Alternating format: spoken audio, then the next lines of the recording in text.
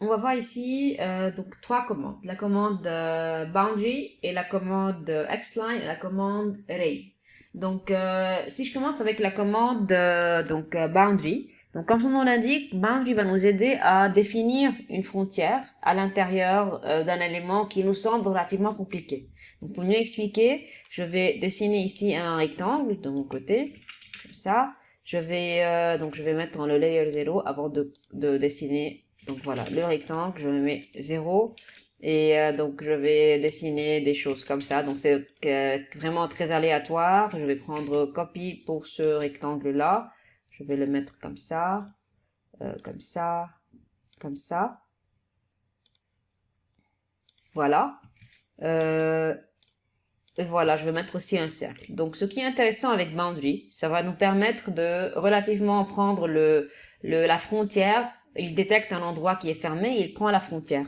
Donc je vais me mettre dans le layer dimensions pour vous montrer un petit peu cette frontière qui va se créer une fois que je vais utiliser cette commande. Et pour que vous puissiez voir la couleur, je vais la différencier de la couleur blanche du layer 0. Donc pour appliquer donc la commande, le raccourci c'est BO. Je clique Enter. Là, je vais avoir une fenêtre, donc il va détecter par lui-même on va cocher cette option-là, Item Detection, et là, il va créer un polyline, ok, donc je vais cliquer sur OK, et je vais mettre mon curseur à l'intérieur de cet endroit ici, et je vais cliquer, et voilà. Et voilà, en rouge, le truc en rouge, c'est la frontière qui a été créée. Et je peux la prendre et la mettre de côté, comme ça, et voilà. J'obtiens relativement une forme qui est compliquée. Et ce qui est intéressant, c'est que je peux jouer avec. Je peux venir mettre un offset. Ok, je vais garder le 10. Je vais mettre, voilà, un offset comme ça. Vous voyez, donc là, j'ai créé un élément relativement très compliqué en 10 secondes. Donc là, il est pas en train de le faire de l'intérieur, c'est pas grave.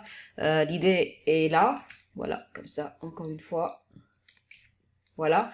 Et donc, grâce à la commande de boundary, donc vous pouvez utiliser au cas où vous avez envie de sortir une frontière ou bien des boundaries qui sont vraiment particulières en utilisant la commande BO. Donc voilà. Maintenant, on a encore deux commandes, la commande xline, la commande ray.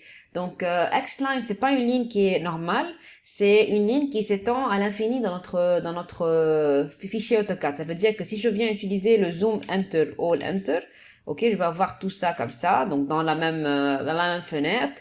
Alors que si j'utilise le xline, donc XL, c'est ça, et que je viens dessiner ma ligne, vous allez voir que c'est une ligne qui s'étend jusqu'à l'infini. Peu importe si je fais un zoom in ou un zoom out, je vais tout le temps voir cette ligne qui va être vers l'infini. Et normalement, ces lignes-là vont nous aider pour se repérer. Ça veut dire que je peux venir préciser plusieurs lignes. Donc là, je vais cliquer une comme ça, une à 90 degrés, donc je peux spécifier l'angle, je mets ce que je veux. Donc imaginons, je vais mettre ça comme ça.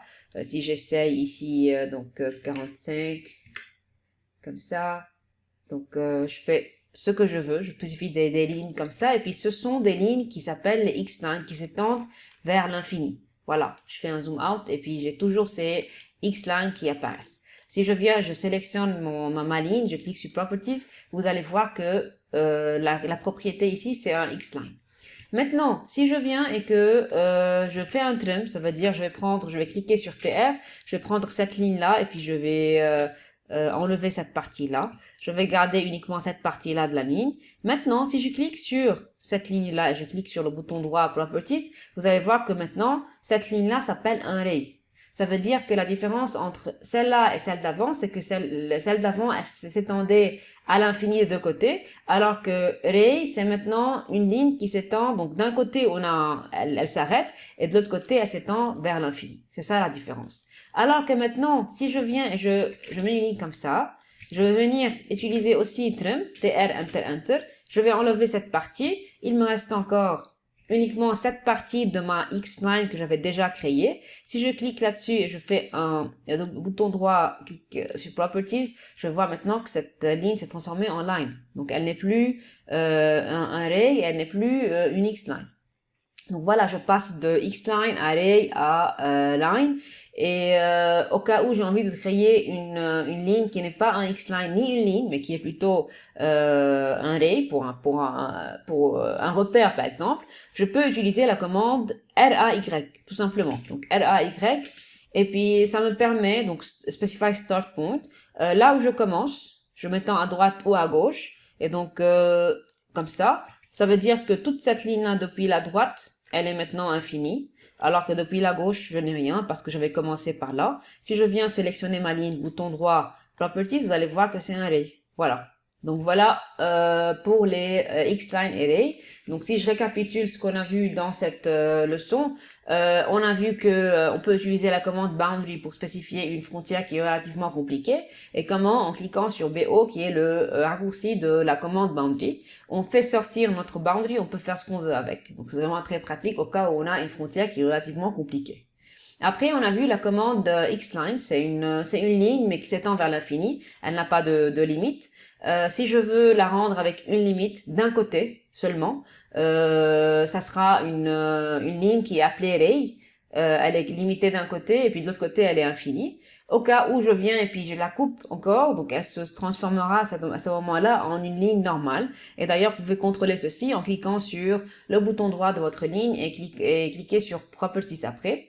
Et finalement, si j'ai envie dès le début d'avoir une ligne en forme de ray, dès le début, je peux venir appliquer et bien cliquer la commande ray, RAY. Tout comme je peux venir cliquer sur XL pour avoir la commande Xline. Et pour la commande line, c'est tout simplement L. Donc voilà pour cette leçon.